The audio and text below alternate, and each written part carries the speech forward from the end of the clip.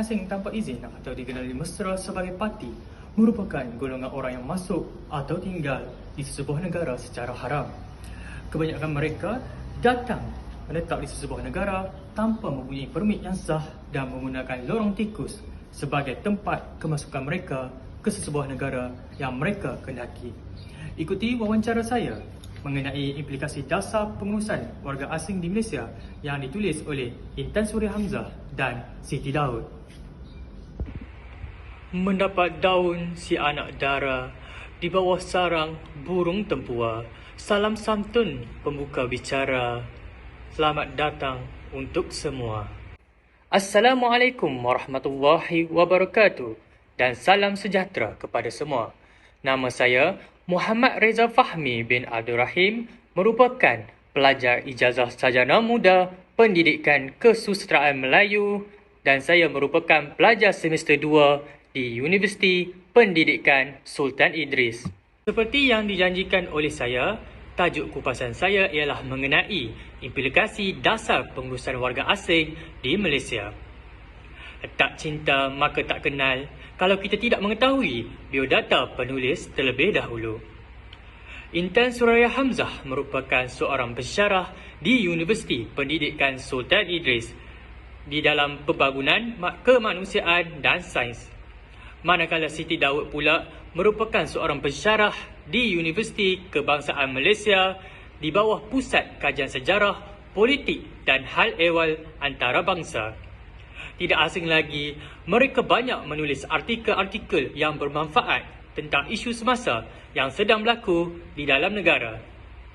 Saya kira ini sudah cukup membuktikan beliau berdua merupakan penulis yang berbakat dan sangat mahir dalam bidang pendatang asing tanpa izin. Saya tertarik dengan penulisan mereka yang berkaitan dengan implikasi kemasukan pendatang asing di Malaysia. Berdasarkan penulisan mereka, implikasi kehadiran pendatang asing terbahagi kepada dua. Yang pertama ialah implikasi positif dan yang kedua pula ialah implikasi negatif. Kemasukan pendatang asing memberikan impak yang positif terhadap ekonomi negara yang melibatkan keperluan buruh, pelancongan dan pendidikan. Kemasukan mereka sedikit sebanyak mengurangkan perbelanjaan yang ditanggungkan oleh kerajaan. Selain itu, kehadiran pendatang asing juga telah memenuhi keperluan pekerjaan di sektor-sektor seperti pembinaan, perkhidmatan dan pergilangan. Sektor-sektor ini memerlukan tenaga buruh yang kuat untuk melaksanakannya. Kehadiran mereka telah menggerakkan sektor-sektor tersebut berjalan dengan lancar. Contohnya, mereka diperlukan sebagai pengawal keselamatan, juruwang kedai sebaneka dan pekerja pembersihan. Perkara ini diakui sendiri oleh penduduk tempatan warga negara Malaysia bahawa mereka berasa takut dan bimbang apabila bertemu dengan pendatang asing kerana mereka berada dalam satu kumpulan yang besar.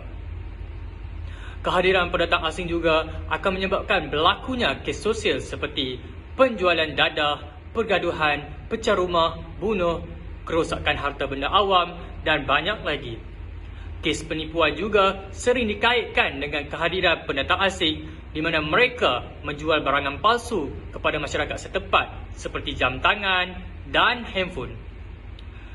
Skim cepat kaya turut dilaksanakan oleh mereka dan merupakan trend terbaru dengan menggunakan ayat manis agar masyarakat terpancing dengan penipuan mereka. Pekerja asing di Malaysia dilihat saban tahun menunjukkan peningkatan dalam jumlah pengambilannya untuk memenuhi sektor-sektor seperti pembangunan, perkhidmatan dan domestik. Diakui pendatang asing sah maupun parti mempunyai peranan besar kepada negara Malaysia. Demikian itu, usaha gigih mesti diambil untuk mengurangkan jumlah pekerja asing dan parti ke satu tahap yang mudah diurus. Kerajaan dan para pembuat dasar perlu mencari kaedah baru kerana strategi yang ada sekarang jelas tidak berkesan. Sudah sampai masanya kerajaan memberi penekanan kepada warga tempatan dengan penyelesaian melalui dasar-dasar yang lebih praktikal seperti dari aspek gaji, skop kerja, latihan dan intensif yang berpatutan serta memilih tenaga tempatan sehingga mahir dan berminat dalam sesuatu sektor. Sekian saja daripada saya, Muhammad Reza Fahmi bin Abdul Rahim.